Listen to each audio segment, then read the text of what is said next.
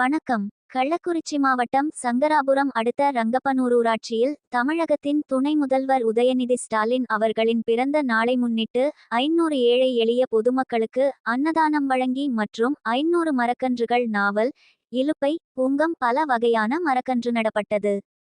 மற்றும் 10 kilo cake வெட்டி இனிப்புகள் ஊர் பொதுமக்களுக்கு வழங்கப்பட்டது.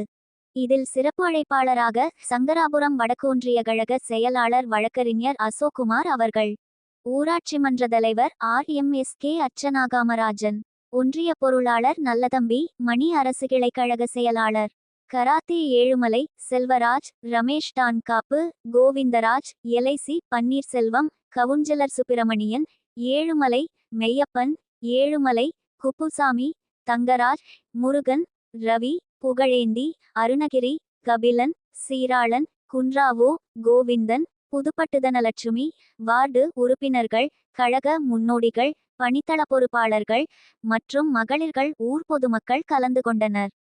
கள்ளக்குறிச்சி மாவட்ட செய்தியாளர் துரைமுருகன்.